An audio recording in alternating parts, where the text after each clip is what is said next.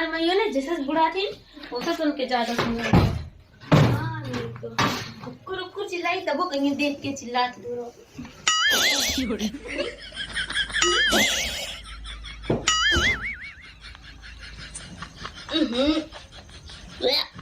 लागत वो कोहड़वा साड़ी के का माँ इस मना करे रे कि चौरे में रखे कोहड़ा ओकर तो आदत औरो बा अब बताई थो ने रुका माई माई रे यहाँ अब बताई थे तुम का रे तो से मना करे रे ने चौरे में कोहड़ा नहीं रखे का भेल साड़ी के पूरा गन्ना लग सड़ी गेल। हाँ अरे जल्दी निकाल रहा कुल चौरवा खराब हो जाई।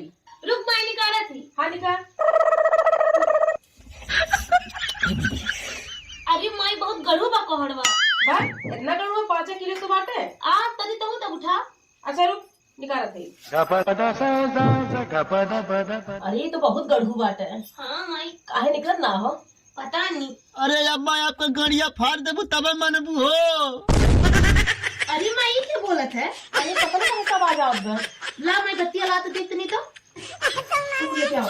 हाँ लेके आ जल्दी अरे सड़वाई का तो हार बिगड़ ले हो का है हमरे गड़िया पिछवा पड़ गेल होगा।